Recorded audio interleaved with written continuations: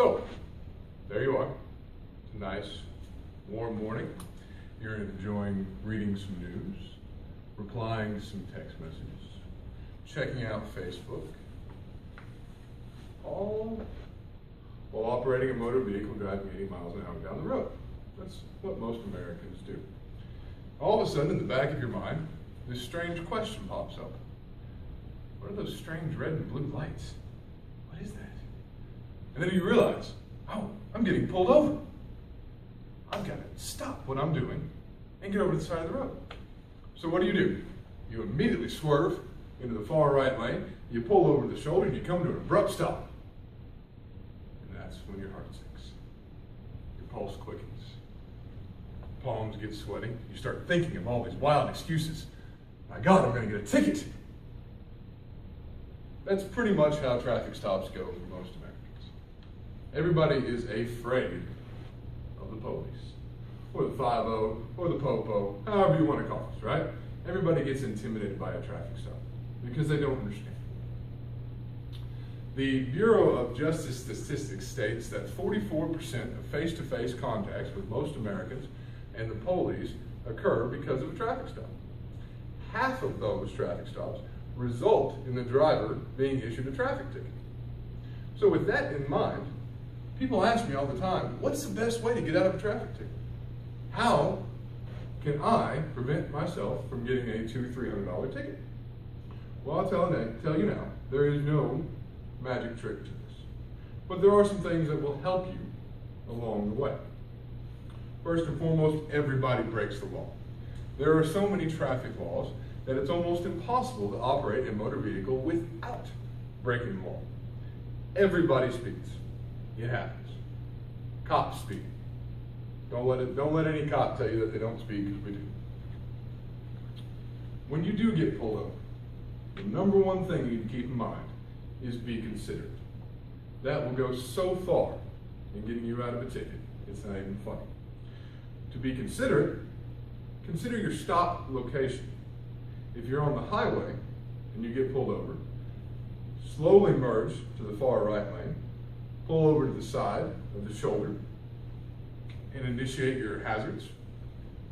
Shut off your vehicle, and place your hands on the steering wheel and await for the officer to approach. Now when he approaches, don't be surprised if he approaches from the passenger side. There are cars whizzing by doing 60 to 80 miles an hour. This is for his safety, not to intimidate or scare you. Make sure you have your license and insurance available, and reach for it when asked, and provide it readily.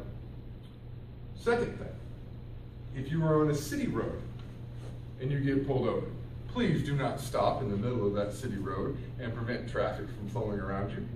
If you initiate your hazards, the officer realizes that you know he is back there and that you're not trying to run away or anything. Pull into a public parking lot or into a residential side street. This gets the officer out of harm's way. 484-643. Weapons. If you're carrying a weapon, if you're a law-abiding, concealed carry holding American individual, or foreign I suppose, and you're carrying a weapon, tell us.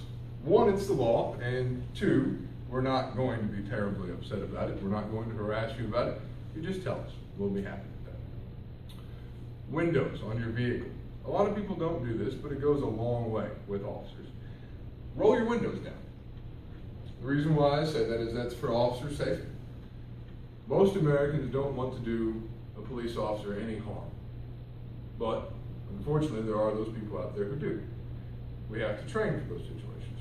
So we're ultra cautious when we approach a vehicle. Windows really come into play if it's nighttime. If it's nighttime and you get pulled over, roll all of your windows down.